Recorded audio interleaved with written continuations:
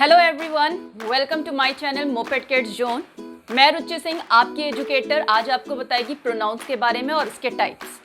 तो आइए शुरू करते हैं। लेकिन शुरू करने से पहले मैं चाहूँगी कि अगर आपने हमारा चैनल सब्सक्राइब नहीं किया है तो प्लीज़ हमारे चैनल को सब्सक्राइब करें और सब्सक्राइब के बगल में हमारा बेल आइकन बटन होगा, उसको दबाना ना भूलें, जिससे कि हमारे लेटेस्ट वीडियो की नोटिफिकेशन आप तक आसानी से पहुँच सके। तो आइए शुरू करते हैं।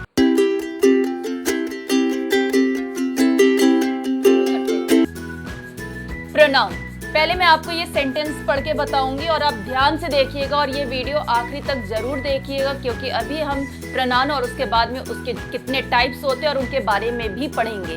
तो पहले हम प्रोनाउन के बारे में जानते हैं, आखिर प्रोनाउन होते क्या हैं।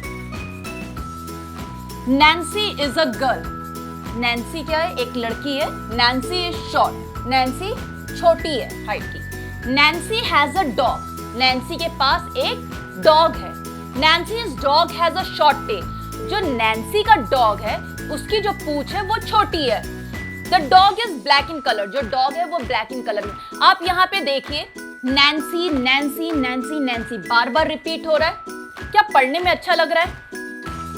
नहीं ना ही बोलने में अच्छा लग रहा है। जैसे अगर मैं बोलूं Ram is a good boy, Ram lives in Delhi, Ram's father's work in army, तो बार बार हम राम का यूज करेंगे तो वो सुनने में भी बेकार लगेगा और बोलने में भी बेकार लगेगा।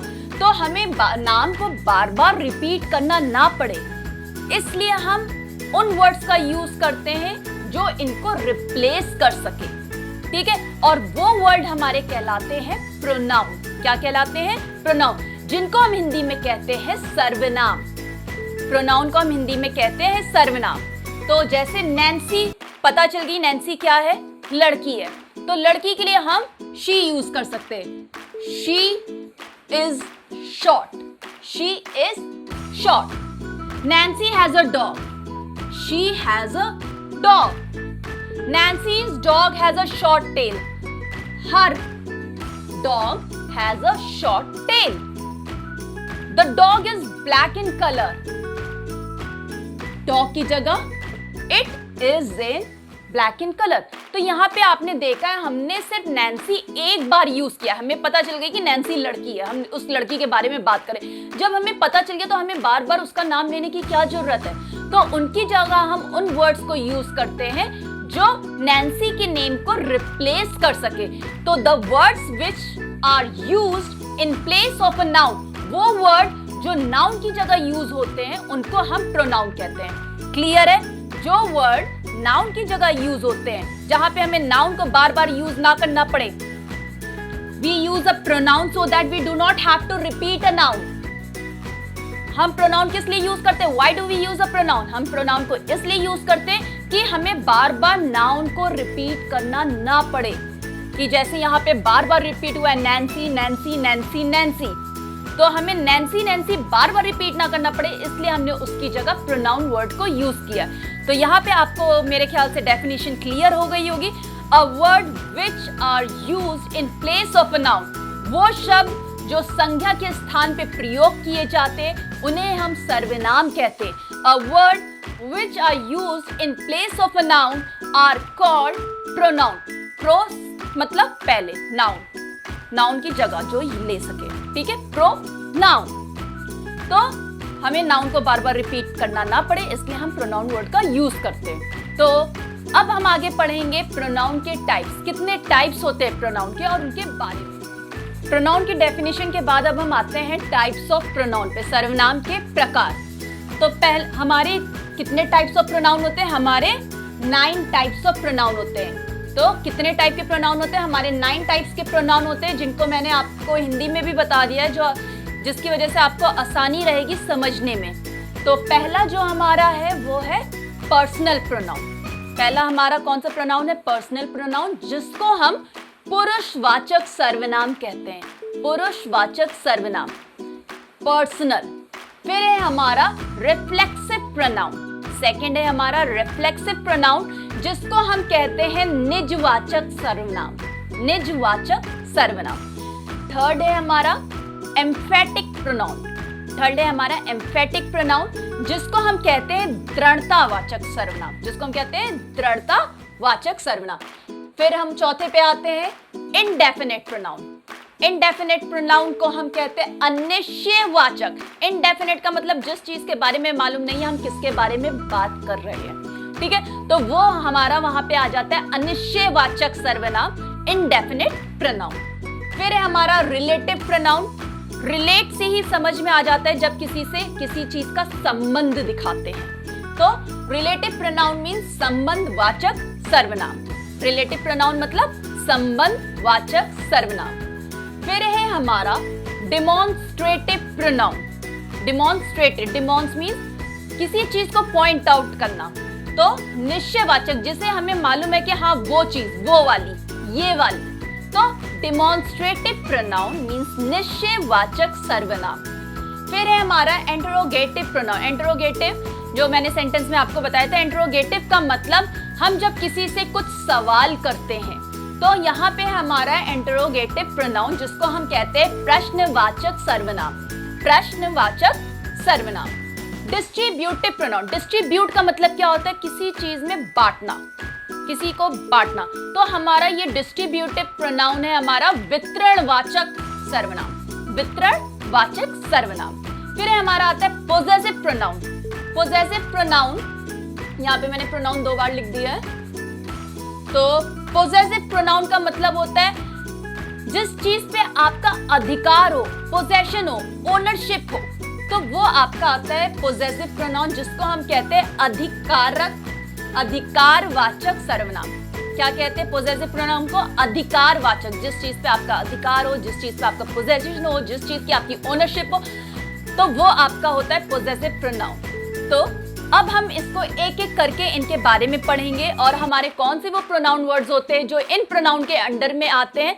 तो आइए हम एक एक करके शुरू करते हैं, इसलिए अभी जाइएगा। फर्स्ट काइंड है वो है हमारा पर्सनल प्रोनाउन। हमारा है पर्सनल प्रोनाउन।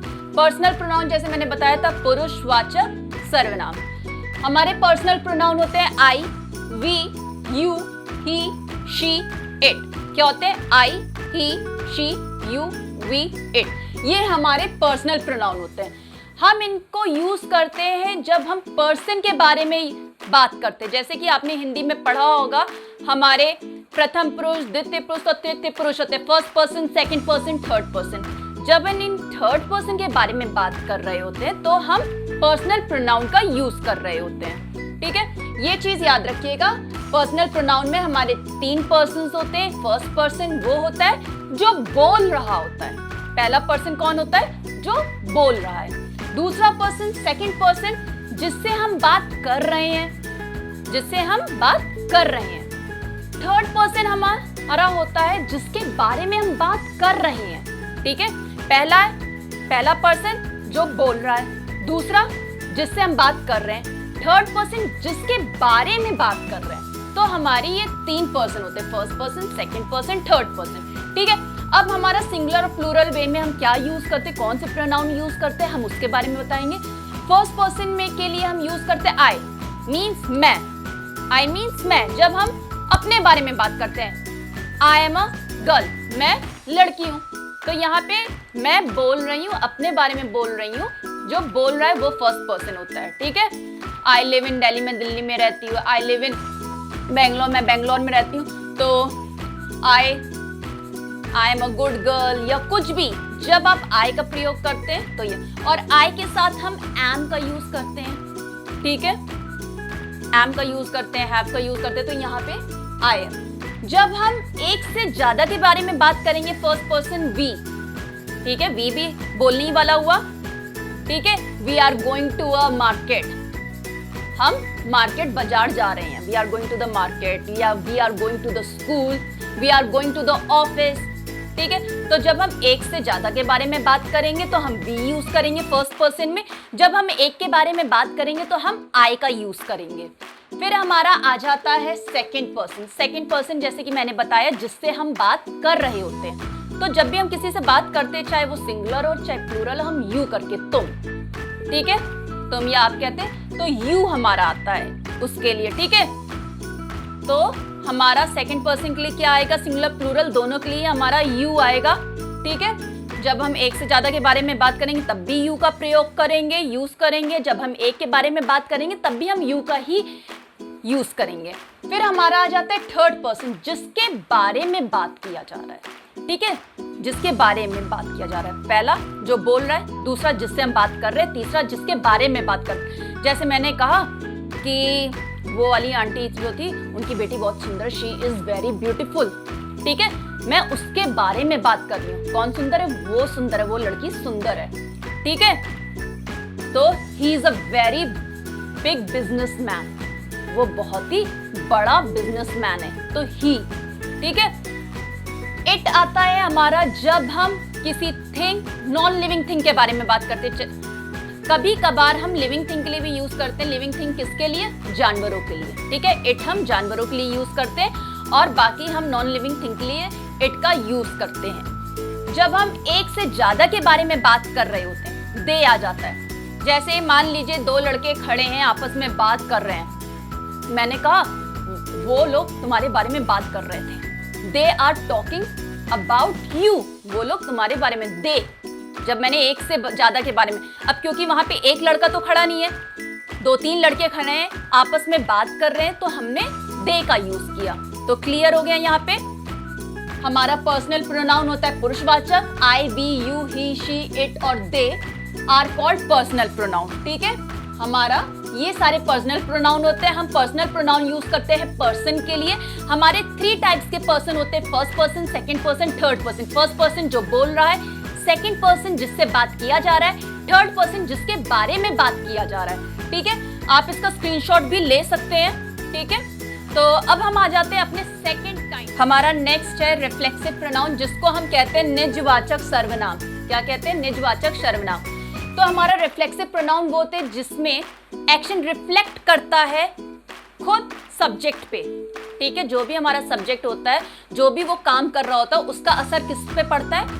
खुद पे पड़ता है। हमेशा ये चीज याद रखिएगा, रिफ्लेक्सिव जो प्रोनाउन हमारा आता है, हमारा वर्ब के बाद आता है। ठीक है, और along with preposition, और preposition के साथ आता है। ठीक है, हमारा किसके बाद आता है? verb के बाद आता है, और ज्यादा preposition के साथ भी आता है। तो जैसे मैं एग्जाम्पल पहले मैं समझा देती हूँ।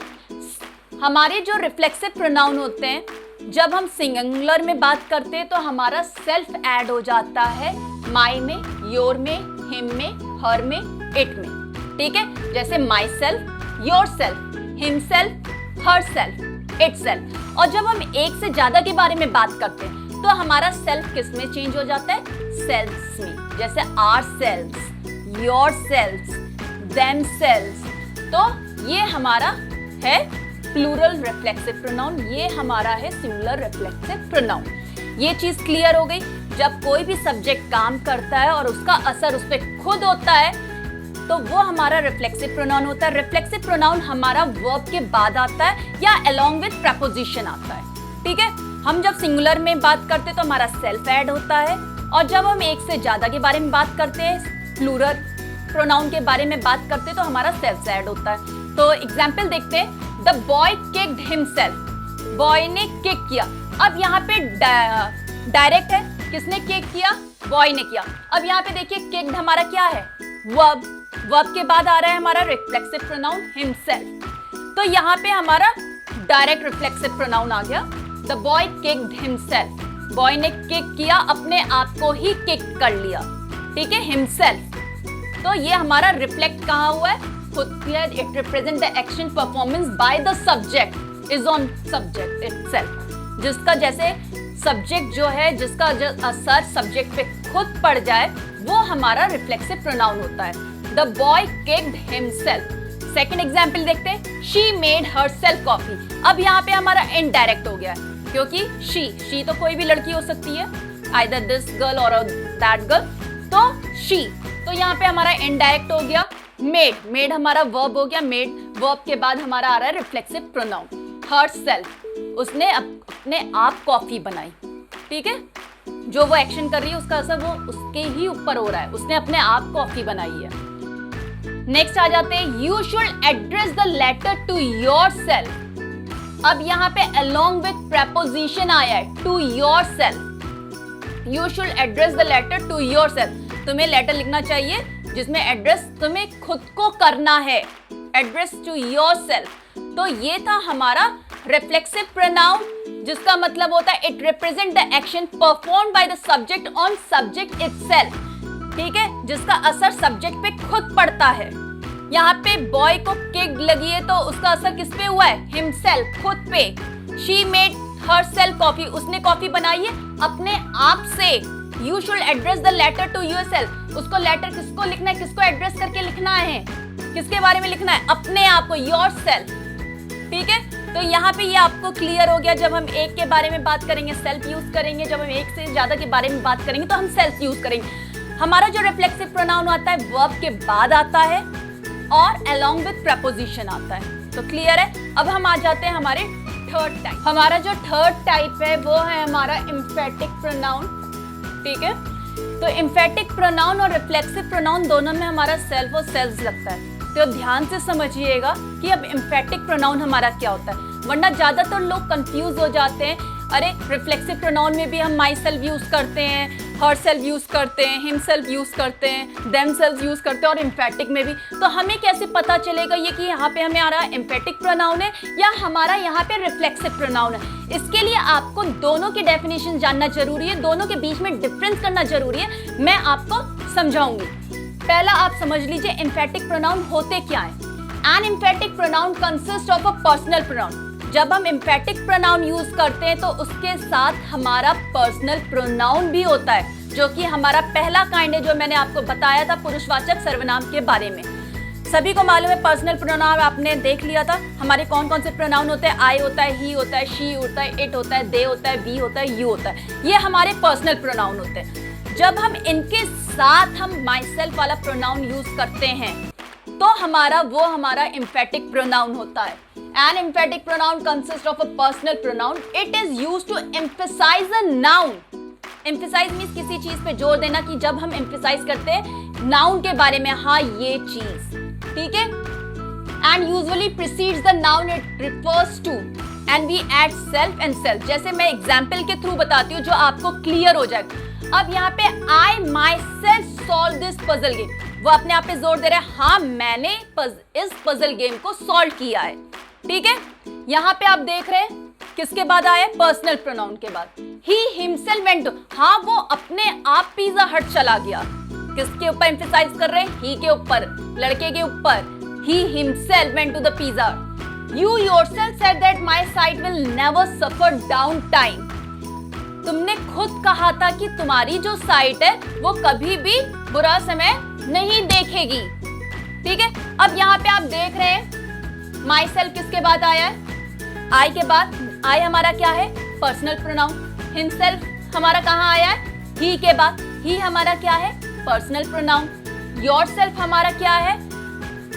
एम्फेटिक प्रोनाउन किसके बाद आया है? यू के बाद. और यू हमारा क्या है? Personal pronoun. क्लियर हो गया? एम्फेटिक प्रोनाउन हमारा हमेशा पर्सनल. अब हम आते हैं कि अब हम कैसे पहचानेंगे कि रिलेटिव प्रोनाउन हमारा कहाँ यूज हो रहा है, एम्फेटिक प्रोनाउन कहाँ यूज हो रहा है. मैंने पहले ही बताया था हमारा जो रिफ्लेक्सिव प्रोनाउन है, ठीक है, वो किसके बाद आता है? रिफ्लेक्सिव प्रोनाउन किसके बाद आता है? जी हाँ, वर्ब के बाद. ठीक है, या along with preposition के बाद आता है. She made coffee herself. She made के बाद आया है. अगर मैं कहती she herself made a coffee तो ये हमारा एम्फेटिक हो जाता, क्योंकि हमारा she के साथ आया और she हमारा क्या है? Personal pronoun. इन दो एग्जाम्पल से आपको समझ में आ गया. She made a coffee. She made a coffee by herself. She made a coffee. यहाँ पे देखिए made verb हो गया, by preposition हो गया, herself हमारा reflexive pronoun हो गया. तो she made a coffee by herself. Clear है? उसके बाद एम्फेटिक हमारा किसके बाद आता है? पर्सनल प्रोनाउन के बाद.